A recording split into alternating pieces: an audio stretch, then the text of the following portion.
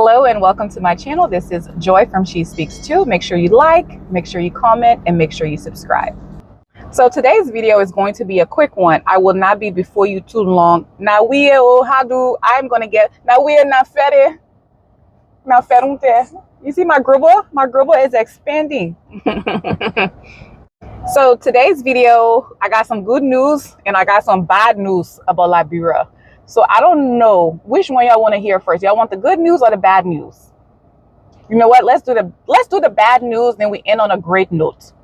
Okay, so the bad news is there is a proposed travel ban in Liberia is on the list. Liberia is on the yellow list, meaning that Liberia has 60 days proposed. So this ban has not come into effect yet.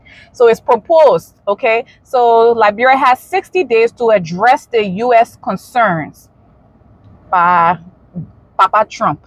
The U.S. concerns, they have 60 days to address it. If they do not address it, they will go to a higher risk level. So we got 60 days, let's address it. What are their concerns? They say that Liberia is not addressing security concerns. They're not giving enough information about the people who are getting visas, and that they are supposedly, allegedly selling and issuing passports to people from banned countries, meaning that people that are not Liberian citizens are ending up with Liberian passports.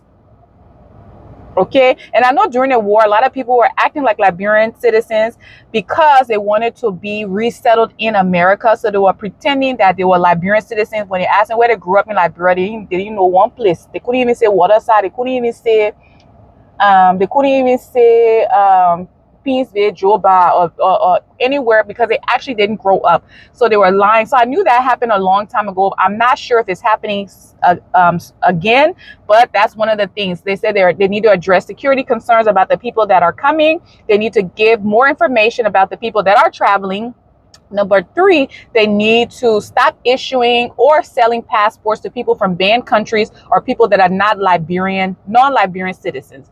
So I feel that it is in our best interest to address those concerns, because there are students, there are families, there are people who are applying for their wives and children to come to America, and we want those people to have their visas issued. So I appeal to the Liberian government to address whatever concerns, have a plan in action to address those concerns, so we do not move higher on the list, and we have 60 days to address. That's what it says. So this is a proposed ban. This is the bad news.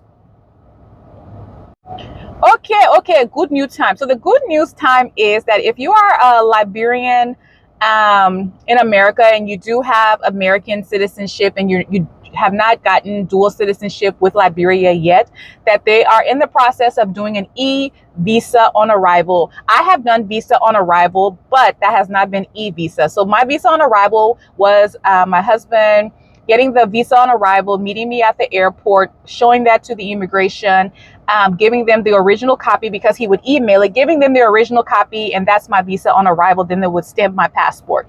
Well, this one is e-visa, where you can now go online. You should be able to go online. You should be able to apply, pay for your e-visa. When you come to Liberia, you can have proof, print your proof.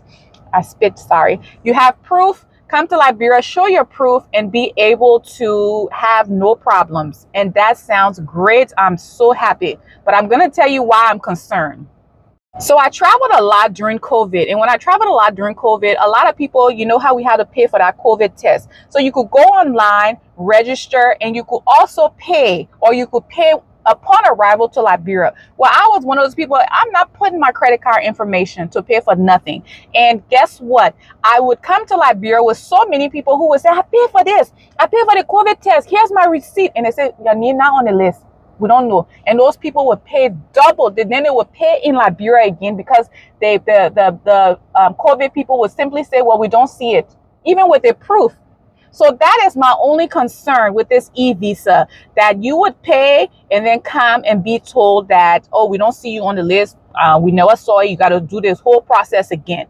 And so that is my only concern. I hope there is an option to to do it online, and then you can come to Liberia and pay your actual cash in person instead of having do it, get your confirmation number, come and pay. I don't like to enter no credit card information. I don't like to pay nothing. Some people have said once they paid, the site went down. They were not giving confirmation number during the COVID time now, and they had to come and pay double and come in Liberia and do it. So that is my only concern. But besides that, I think that's great news. I think we are heading towards the digital age in Liberia, and that is exciting. So like I said, this video is a very short one. I won't be before you too long. Hopefully the travel ban doesn't stop some of us, some of those who want to come back, come to America or come for school or come to their families. I hope that Liberia is able to take the steps needed so we don't go to a higher risk category. And that is it. This is Joy from She Speaks Too. Make sure you like, make sure you comment, and make sure you subscribe. And I will see you later.